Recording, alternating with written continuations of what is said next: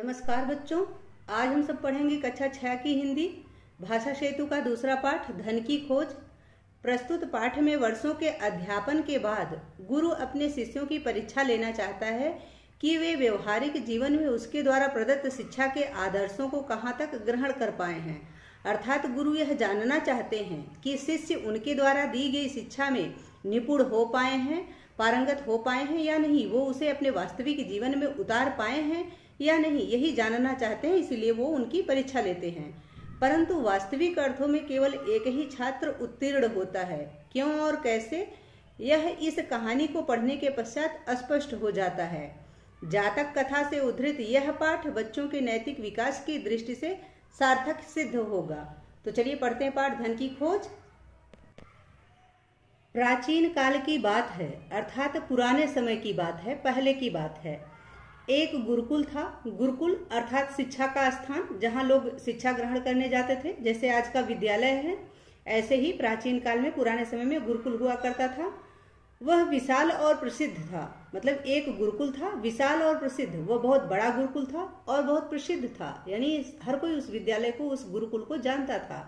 उसके आचार्य भी बहुत विद्वान और यशस्वी थे। उसके जो आचार्य थे, जो गुरु थे, वो भी बहुत ही विद्वान थे, अर्थात विद्या से भरपूर थे और यशस्वी थे। यशस्वी यानी उनकी यश, उनका जो प्रकाश था, जो कीर्ति थी, वो चारों तरफ फैली हुई थी। लोग उनको जानते थे कि वो गुरुजी बहुत अच्छे हैं। ठीक, एक दिन आचार्य ने सभी विद्यार्थियों को विद्यालय के प्रांगण में बुलाया।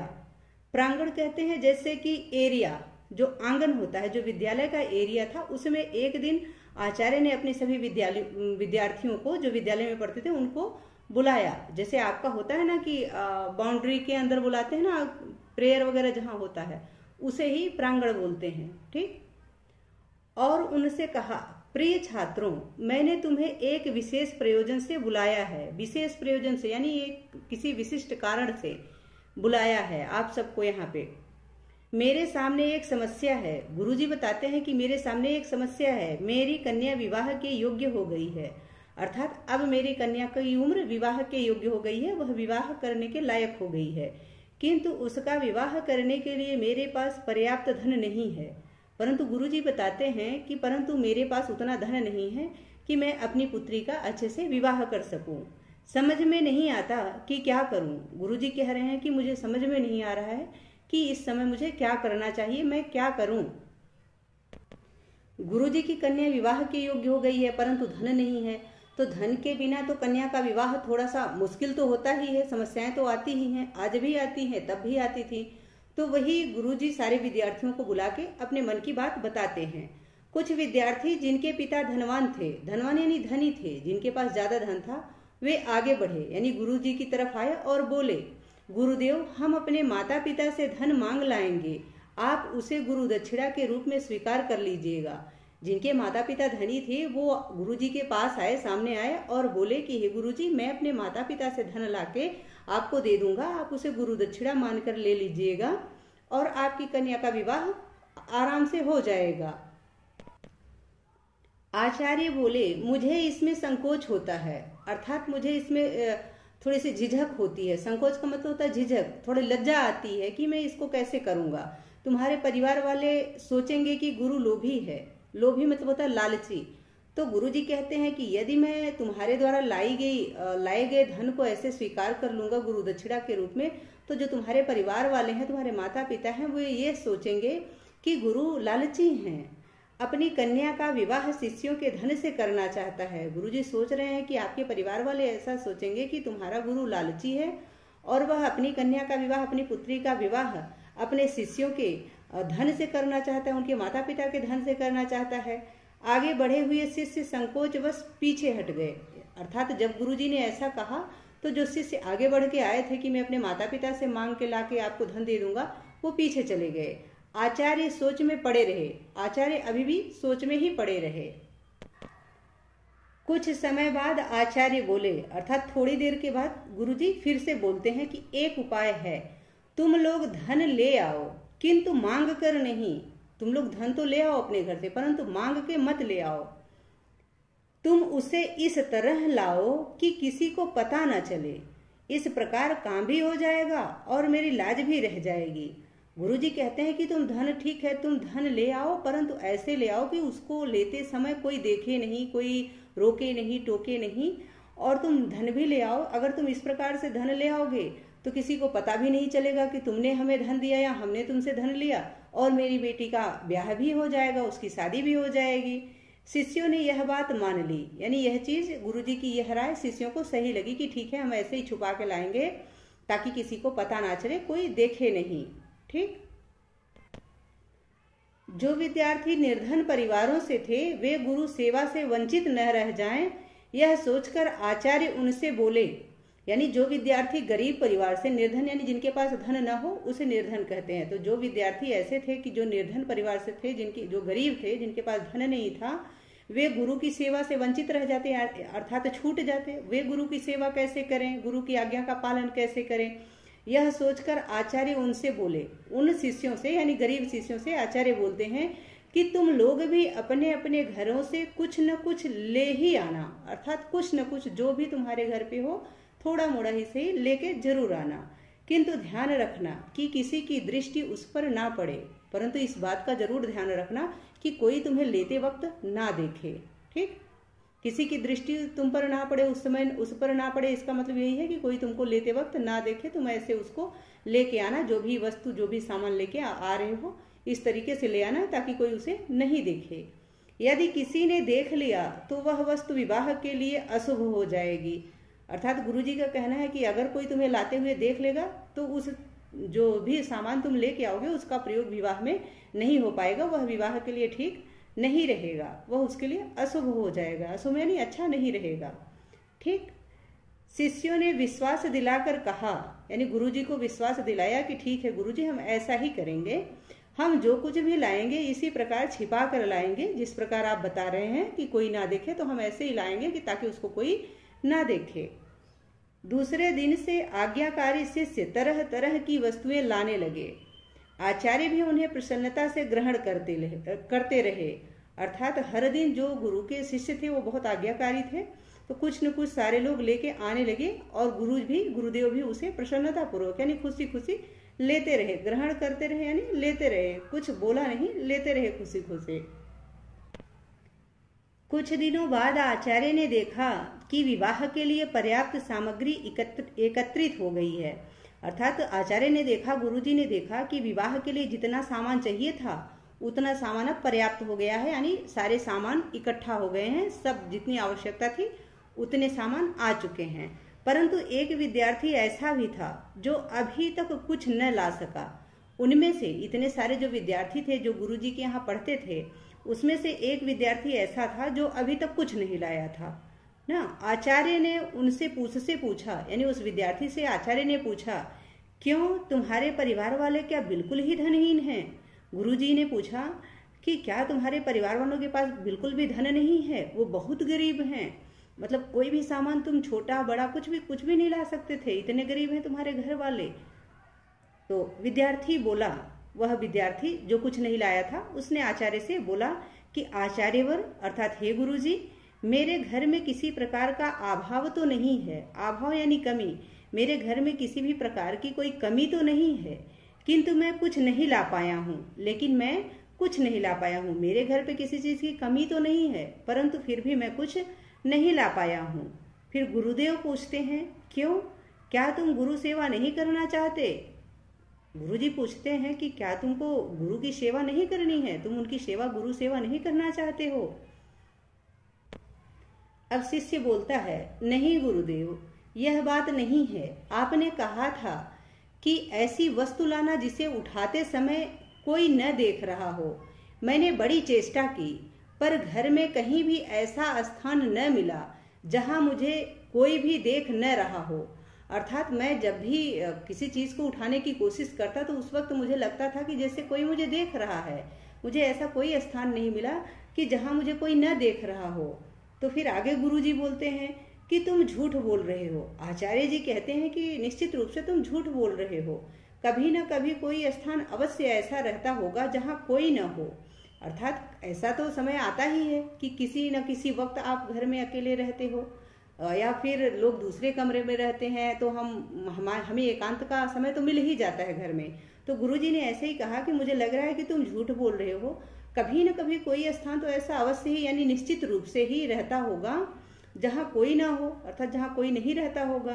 तभी चुपके से कुछ उठा लाओ, यानी चोरी से कुछ उठा ले आओ, कोई देखे नहीं, जब कोई ना रहे, कोई ना देखता रहे, उस समय कोई चीज उठा ले आओ।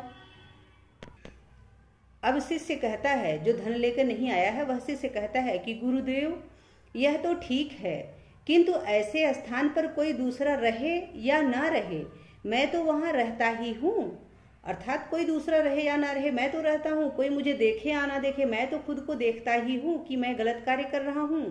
अन्य कोई देखे या ना देखे, मैं तो अपने कुकर्म को देखूंगा ही, कुकर्म यानी बुरे कर्म को, जो मैं गलत कर रहा हूँ उसे तो मैं तो देखूंगा ही, मैं खुद तो अपने आप को देख ही रहा हूँ, कोई दूसरा देखे अथवा ना देखे। मैं तो हमेशा अगर मैं चोरी कर रहा हूँ तो मुझे तो पता है कि मैं चोरी कर रहा हूँ और मैं खुद को चोरी करते हुए देख तो रहा हूँ। आचार्य बोलते हैं, आचार्य ने तुरंत उस शिष्य को गले लगा लिया। अर्थात आचार्य बहुत प्रसन्न हुए उससे कि इस बच्चे ने मेरे कहने पे भी गलत काम नहीं किया, चोरी नहीं की। तो आचार्य ने तुरंत उस शिष्य को गले लगा लिया और कहने लगे, बस तू ही मेरा सच्चा शिष्य है, अर्थात तू ही मेरा सबसे सच्चा अच्छा शिष्य है, जिसने मैंने जो शिक्षा दी उसको सही तरीके से ग्रहण किया। मेरे कहने पर भी, अर्थात गुरु के कहने पर भी, गुरु की आज्ञा पर भी तूने पाप मार्ग नहीं अपनाया, अर्थात पाप का मार्ग अर्थात गलत मार्ग जो सही नहीं था, अनुचित मार्ग, अनुचित रास्ता तुमने नहीं अपनाया। यह तेरे चरित्र की दृढ़ता का प्रमाण है। अर्थात दृढ़ता का अर्थ होता है मजबूती, यानी जो पक्का इरादा, ये तुम्हारे पक्के इरादे का प्रमाण है, यानी प्रमाण कहते हैं सबूत को, यानी यही तुम्हारी दृढ़ता का, यही तुम्हारी मजबूती का सबूत है कि गुरु की आज्ञा के बावजूद तुमने कोई गलत काम नहीं किया। यही मेरी शिक्षा की सफलता है। गुरुजी कहते हैं कि यही मेरी शिक्षा की सफलता है। मैं यही सबसे उम्मीद कर रहा था कि मेरे सारे जो छात्र हैं, मेरे सारे जो शिष्य हैं, सब ऐसे हों कि वो मेरे कहने पर भी बुरे काम को न ग्रहण करें, बुरा काम न करें। अपनी कन्या के विवाह के लिए मुझे धन की आवश्यकता नहीं थी। गुरुजी उस बच्चे को बताते हैं कि मुझे अपनी कन्या के विवाह के लिए धन की आवश्यकता नहीं थी, धन की जरूरत नहीं थी।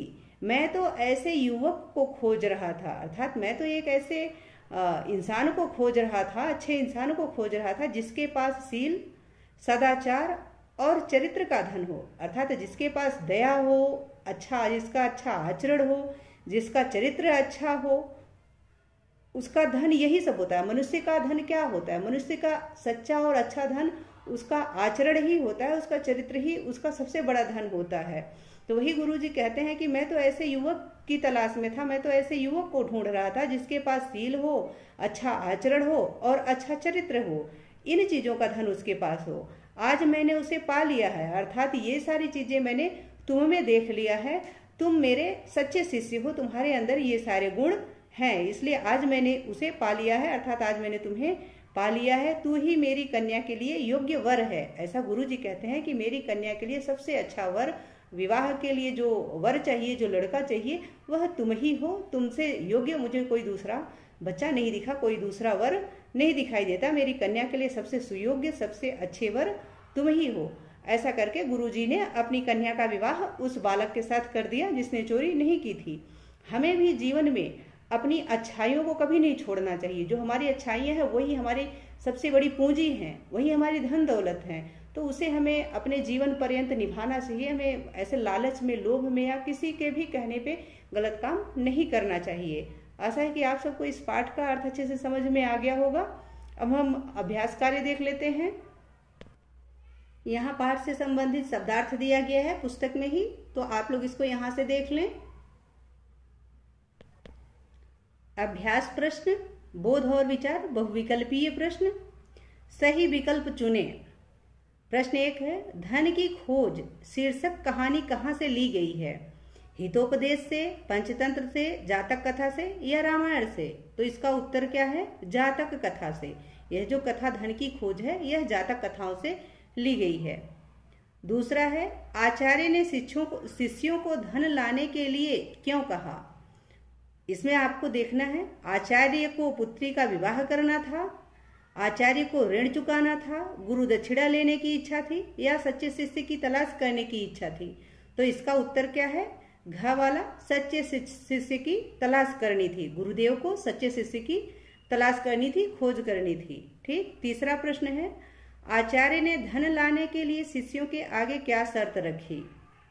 क है, पिता से मांग कर लाना होगा, छुपा कर लाना होगा, चोरी करके लाना होगा, या उपरोक्त सभी, यानी ये सभी। तो इसका सही उत्तर क्या है कि छुपा कर लाना होगा, यानी जो कुछ लाना है उसको छुपा करके लाना है। अगला प्रश्न है चौथा, जो शिष्य कुछ भी न ला सका था उसने न लाने के क्या कारण बताए थे? तो इसका सही उत्तर क्या है? बहुत निर्धन है, वह बालक बहुत निर्धन था, या पिता ने लाने से रोक दिया, छुपा कर लाना असंभव था क्योंकि मैं स्वयं अपने को देख रहा होता था, या उपरोक्त सभी। तो उत्तर क्या है? उसने कारण क्या बताया था? उसने कारण यह बताया था कि छुपा कर लाना असंभव था क्योंकि मैं स्वयं अपने आप को देख रहा था, भले ही कोई दूसरा ना देखे, परंतु अब मैं अपने आप को, अपनी गलतियों को देख रहा था, मैं खुद को देख रहा था कि मैं गलत काम कर रहा हूँ। पांचवा प्रश्न है, जिसने कुछ भी लाकर आचार्य को नहीं दिया था उसके साथ आचार्य ने कैसा व्यवहार किया?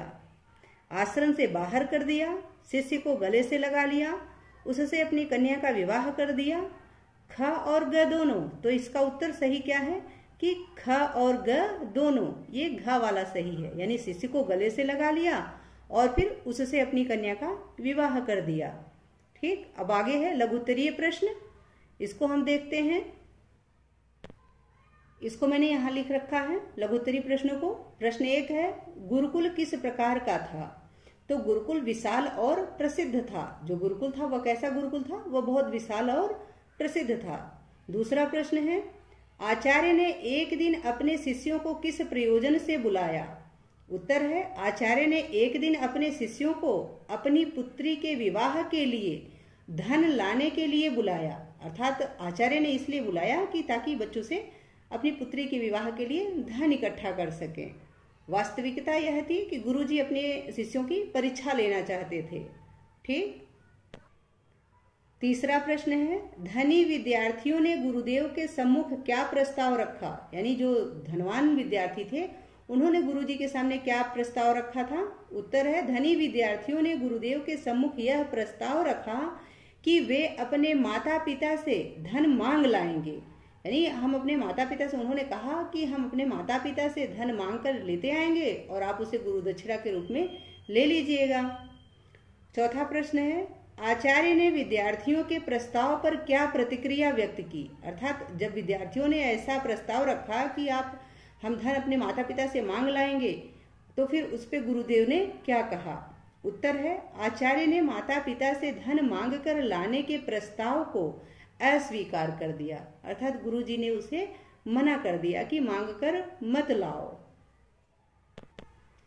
पांचवा प्रश्न है, क्या धन की खोज कहानी का शीर्षक आपको ठीक लगा? यदि हाँ तो क्यों? कोई अन्य शीर्षक सुझाइए। ऐसा आपसे पूछा जा रहा है कि आप अगर और कोई शीर्षक जानते हैं तो आप दीजिए। तो धन की खोज शीर्षक हमें ठीक लगा, ये सही है, क्योंकि पूरी कहानी धन के इर्द गिर्द घूमती है। इसका अन्य शीर्षक धन की चोरी भी हो सकता था। इसका अन्य शीर्षक, एक और शीर्षक, गुरु की खोज भी हो सकता है, आचार्य की खोज हो सकता था, सच्चे शिष्य की खोज हो सकता था। ठीक है। तो जो आपको अच्छा लगे, चाहे आचार्य की खोज, धन की चोरी, या फिर सच्चे शिष्य की खोज, तो आप कुछ भी लिख सकते हो। ठीक है। आगे दीर्घ उत्तरीय प्रश्न है पुस्तक का। दीर्घ उत्तरीय प्रश्न का पहला प्रश्न है, धन की खोज कहानी में आचार्य ने अपने शिष्यों को संकोच से उबारने के लिए क्या सुझाव दिया? अर्थात कोई भी शिष्य संकोच में न रहे, इसके लिए गुरुजी ने क्या सुझाव दिया, क्या कहा? उत्तर है, धन की खोज कहानी में आचार्य ने अपने शिष्यों को संकोच से उबारने के लिए धन छिपा कर लाने को कहा। अर्थात यदि आप छिपा के लाएंगे तो कोई देखेगा नहीं, तो कभी आपको किसी के सामने शर्माने की आवश्यकता नहीं रहेगी। ऐसा सुझाव गुरुजी ने अपने शिष्यों को दिया। दूसरा प्रश्न है, निर्धन परिवारों के शिष्यों को आचार्य ने क्या बात कही, यानी जो गरीब परिवार के बच्चे थे उनको आचार्य ने क्या कहा। उत्तर है, आचार्य ने निर्धन परिवारों के शिष्यों को अपने अपने घरों से कुछ न कुछ लाने के लिए कहा।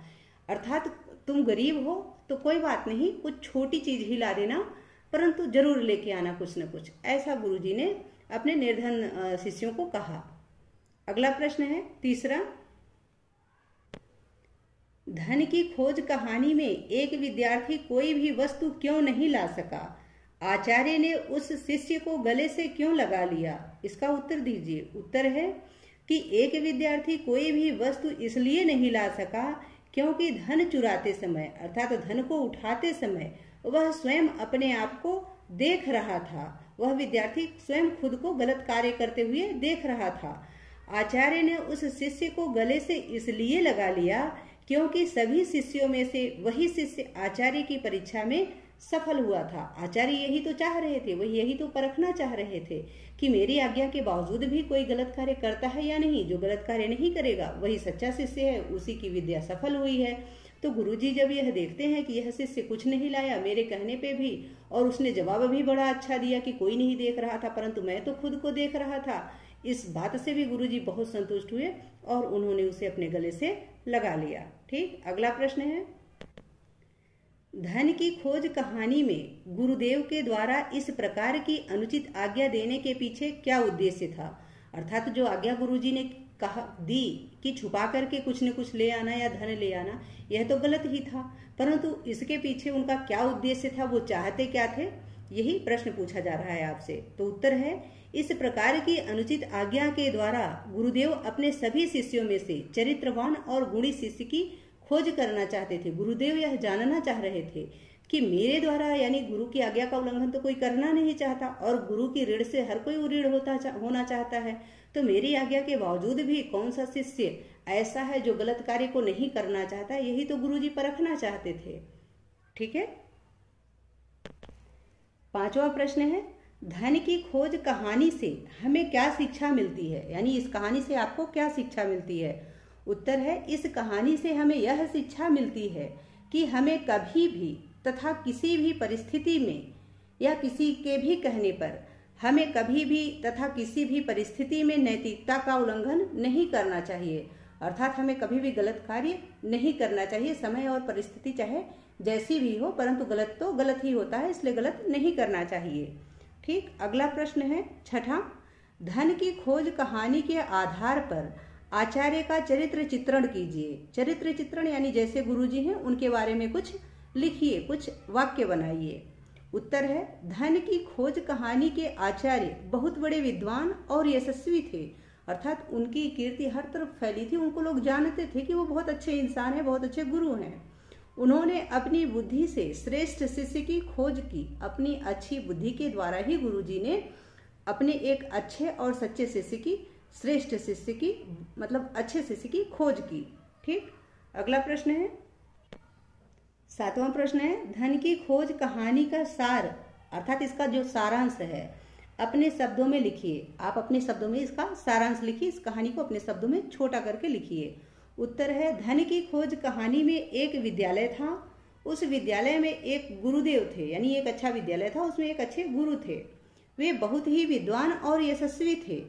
एक बार जब गुरुदेव की बेटी के विवाह के लिए धन कम था तो उन्होंने अपने शिष्यों को आंगन में बुलाकर, प्रांगण यानी आंगन ही होता है, आंगन में बुलाया और कहा कि मेरी पुत्री के विवाह के लिए धन कम पड़ रहा है, मैं चाहता हूँ कि तुम सब अपने अपने घर से कुछ न कुछ ले आओ, परंतु जो कुछ भी लाना उसे छिपा कर लाना ताकि उस पर किसी की भी दृष्टि न पड़े। गुरुजी चाहते थे कि ताकि उस पर किसी की दृष्टि न पड़े, कोई उसे देखे नहीं, जो कुछ भी लाओ उसे छिपा करके लाओ। सभी शिष्य घर वालों से छुपाकर कुछ न कुछ ले आए ना, सारे शिष्य कुछ न कुछ घर वालों से छुपा करके ले भी आए, परंतु उनमें से एक शिष्य कुछ भी नहीं लाया क्योंकि उसे लगता था कि वह चोरी करते समय खुद को देख रहा था, यानी वह बालक खुद को स्वयं को देख रहा था कि वह चोरी कर रहा है। गुरुदेव ने उस शिष्य को गले से लगा लिया क्योंकि सिर्फ वही शिष्य गुरुदेव के द्वारा ली गई परीक्षा में सफल हुआ था। और अंत में यानी जो गुरुजी जिस तरीके से शिष्य चाहते थे कि ऐसा शिष्य होना चाहिए, वही एक शिष्य था जो उनके द्वारा ली गई परीक्षा में सफल हुआ था। और अंत में गुरुदेव ने उसी गुणी एवं चरित्रवान शिष्य के साथ अपनी पुत्री का विवाह कर दिया। वो तो एक योग्य युवक ढूंढ रहे थे गुरुजी, और चाह रहे थे कि मैं देखूं कि मेरे शिष्यों में कौन अच्छा है, कौन मेरी शिक्षा को अच्छे से ग्रहण कर पाया है। तो उसी बालक के द्वारा जो कुछ नहीं ले आया, उसी में गुरुजी को ये सारे गुण दिखे, तो उन्होंने उसी से अपनी पुत्री का विवाह कर दिया। ठीक है। भाषा बोधन, इसका पहला प्रश्न है, आप पढ़ चुके हैं कि संज्ञा अथवा सर्वनाम की विशेषता बताने वाले शब्दों को विशेषण कहते हैं। अर्थात आपने पढ़ा ही होगा पिछली कक्षा में भी, और व्याकरण की पुस्तक में भी आपने पढ़ा है कि जो शब्द संज्ञा और सर्वनाम की विशेषता बताते हैं उसे विशेषण कहते हैं। जिसकी विशेषता बताई जाती है उसे विशेष्य कहते हैं। अर्थात जिन शब्दों की हम विशेषता बताते हैं, जिसकी हम बड़ाई करते हैं, उसे विशेष्य कहते हैं। इस कहानी में अनेक विशेषणों का प्रयोग हुआ है। जो कहानी आपने पढ़ा है इसमें बहुत सारे विशेषणों का प्रयोग हुआ है। नीचे कुछ विशेष शब्द दिए गए हैं, आप कहानी से उपयुक्त विशेषण चुनकर लिखिए। ये विशेष दिए गए हैं, आप इनके विशेषण को लिखिए। तो यहाँ हमने लिख रखा है, जैसे गुरुकुल का विशेषण क्या होगा? विशाल। गुरुकुल कैसा था? विशाल था। विद्यार्थियों यानी सभी विद्यार्थियों ना, सभी, ये इसका विशेषण है। पिता कैसे थे? धनवान पिता। परिवार निर्धन। स्थान ऐसा स्थान। ठीक, ऐसा जो है यह स्थान का विशेषण है। अगला प्रश्न है भाषा बोधन का दूसरा, कुकर्म शब्द यानी कु धन कर्म के योग से बना है। इसमें कु उपसर्ग है। इसी प्रकार कु उपसर्ग के योग से बने 4 शब्द लिखिए। जो कु शब्द है यह उपसर्ग है, और कर्म जो है यह उसका वास्तविक मूल शब्द है। तो कुकर्म जो है कु धन कर्म, इन दोनों के मिलकर, इन दोनों के मिलने से बना हुआ है। और आपको इसी प्रकार कु से कुछ और शब्द बनाने हैं, जैसे कुपुत्र, कुपोषण, कुमार्ग, कुबुद्धि। अगला प्रश्न है तीसरा, विलोम शब्द लिखिए। आपको जो शब्द दिए गए हैं इनका विलोम लिखना है, जैसे धनी का निर्धन, योग्य का अयोग्य, पाप का पुण्य, विश्वास का अविश्वास, कुकर्म का सुकर्म, पर्याप्त का अपर्याप्त। चौथा प्रश्न है, वाक्य बनाइए। जो शब्द आपको दिए गए हैं इससे आपको वाक्य बनाना है, जैसे सामग्री, तो हवन के लिए सामग्री लाओ, ऐसा आज्ञा दिया जाता है किसी को। कुकर्म, हमें कुकर्म नहीं करना चाहिए। सदाचार, हमें सदाचारी बनना चाहिए, यानी हमें अपने जीवन में सदाचार को अपनाना चाहिए। अशुभ, यह सामान पूजा के लिए अशुभ है। गुरुजी ने भी कहा था ना पाठ में कि यह, यदि आप सामान जो लाएंगे उसको लोग देख लेंगे तो यह विवाह के लिए अशुभ होगा। अगला है निर्धन, यानी भारत में निर्धन परिवारों की संख्या बढ़ती ही जा रही है। अर्थात इतनी सुविधाओं के बाद भी अब भी भारत में जो निर्धन है उनकी संख्या घट नहीं रही है, बढ़ ही रही है। पांचवा प्रश्न है भाषा बोधन का, नीचे लिखे वाक्य पर ध्यान दीजिए। यानी जो नीचे वाक्य लिखे गए इसको आप ध्यान से पढ़िए। कुछ विद्यार्थी जिनके पिता धनवान थे आगे बढ़े। इसमें 2 उपवाक्य हैं। उपवाक्य यानी वाक्य पे आधारित वाक्य। क, कुछ विद्यार्थी आगे बढ़े। ख, जिनके पिता धनवान थे, यानी जिनके पिता धनवान थे ऐसे विद्यार्थी आगे बढ़े। इसका उपवाक्य क्या है? उपवाक्य मुख्य उपवाक्य है। क जो है यह मुख्य उपवाक्य है, यानी जो मेन है वह यही है कि कुछ विद्यार्थी आगे बढ़े। और इस पर आश्रित जो दूसरा उपवाक्य है वह यह है कि जो है जिनके पिता धनवान थे, जिनके पिता धनवान थे ऐसे विद्यार्थी आगे बढ़े। यह उस मुख्य वाक्य का उपवाक्य है। आश्रित वाक्य इसे कहते हैं, इसे कहते हैं आश्रित उपवाक्य। यानी इस वाक्य पे यह आश्रित है, यह इसके आधार पर बना हुआ है। ठीक।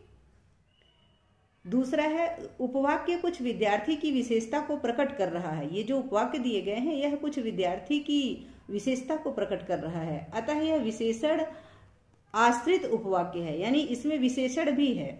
ठीक। विशेषण आश्रित उपवाक्य के कुछ उदाहरण नीचे देखिए और समझिए। ये विशेषण आश्रित उपवाक्य आपको दिए भी गए हैं, तो आप इसको भी ध्यान से देखिए और ध्यान से पढ़िए और समझने का प्रयास कीजिए। ठीक, उपवाक्य का अर्थ यही होता है कि उस वाक्य से आधारित यानी उस वाक्य से जुड़ा कोई और वाक्य। ठीक, जैसे कह है वह बालक खड़ा हो जाए जिसने शीशा तोड़ा है, तो जिसने शीशा तोड़ा है वह बालक खड़ा हो जाए, इसमें वह बालक खड़ा हो जाए यह मुख्य उपवाक्य है और जिसने शीशा तोड़ा है यह आश्रित उपवाक्य है। जो शोर मचा रहे थे वे बालक कक्षा से बाहर चले जाएं, यदि ऐसा कोई कह रहा था कि शोर कौन मचा रहा था तो यह मुख्य वाक्य हो गया, मुख्य उपवाक्य हो गया। और वे बालक कक्षा से बाहर जाएं यह उस पर आश्रित उपवाक्य है। उस व्यक्ति को बुलाओ जो बाहर खड़ा है, तो यदि कोई किसी की तरफ इशारा करके कह रहा है कि उस बालक को, उस इंसान को बुलाओ, उस व्यक्ति को बुलाओ जो बाहर खड़ा है, तो यह तो मुख्य उपवाक्य हुआ, परंतु यह इस वाक्य पर आधारित उपवाक्य है। ठीक, इसीलिए इसको आश्रित उपवाक्य कहते हैं। आगे है रेखांकित उपवाक्य विशेषण आश्रित उपवाक्य हैं। ये जो कहा गया है ये विशेषण से आश्रित हैं। इसी प्रकार के 3 वाक्य स्वयं लिखिए, ऐसे ही जैसे ऊपर आपको दिखाया गया है इसी प्रकार के 3 उपवाक्य आपको स्वयं लिखना है। पहला जैसे है लाल बत्ती हुई, यानी बत्ती लाल हुई और सभी वाहन रुक गए। जैसे ही लाल बत्ती जली वैसे ही सारे वाहन रुक गए, तो लाल बत्ती हुई ये मुख्य उपवाक्य है और यह इस पे आश्रित उपवाक्य है कि सभी वाहन रुक गए। दूसरा है जो पैसे मुझे मिले थे वो मैंने खर्च कर दिए, तो यह हो गया आपका मुख्य उपवाक्य और यह इस पे आश्रित उपवाक्य हो गया। ठीक, अगला है जैसे ही मैं पढ़ने बैठा बिजली चली गई, यानी ये बिजली चली गई यह जो है यह आश्रित उपवाक्य है और जैसे ही मैं पढ़ने बैठा यह मुख्य उपवाक्य है।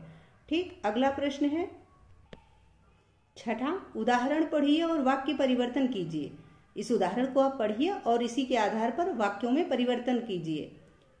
पहला इसका उदाहरण है मुझे इसमें संकोच होता है, वाक्य परिवर्तित करके लिखा गया तो बना मुझे इसमें संकोच हो रहा है।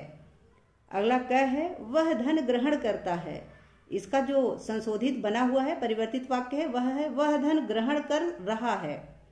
ख है मुझे इससे प्रसन्नता होती है, मुझे इससे प्रसन्नता मिल रही है। ग है राकेश इस बात से दुखी होता है, राकेश इस बात से दुखी हो रहा है। ठीक, ज्ञान विस्तार में आपको बताया गया है, पहला प्रश्न है इसका कि धन की खोज कहानी जातक कथाओं से ली गई है।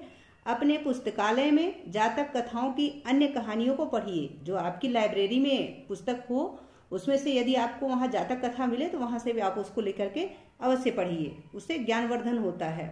दूसरा है धन की खोज कहानी को नाटक रूप में लिखिए और बाल सभा में इसका अभिनय कीजिए। तो इसको आप नाटक के रूप में परिवर्तित कर सकते हैं, कोई शिष्य बन जाए, कोई गुरु बन जाए, कोई गरीब बालक, कोई अमीर बालक, इस तरीके से बढ़ करके आप लोग इसका बन करके इसका अभिनय कर सकते हैं, नाटक खेल सकते हैं। तीसरा है गुरु भक्त आरूढ़ी की कथा ढूंढकर पढ़े। आरूढ़ी एक बालक था जो बहुत ही अपने गुरु का बहुत ही अच्छा शिष्य था, भक्त था, तो उसकी कथाओं को आप ढूंढिए, हो सकता है आपकी लाइब्रेरी में ही हो तो ढूंढिए और उसको पढ़िए, ऐसा पाठ में आपसे कहा गया है। आशा है कि आप सबको इस पाठ का अर्थ और अभ्यास कार्य सब अच्छे से समझ में आ गया होगा। यदि वीडियो से संबंधित या पाठ से संबंधित कोई सुझाव हो तो प्लीज कमेंट कीजिएगा। मिलते हैं अगले वीडियो में, तब तक के लिए देखते रहिए राष्ट्र गौरव हिंदी संस्कृत। बहुत बहुत धन्यवाद।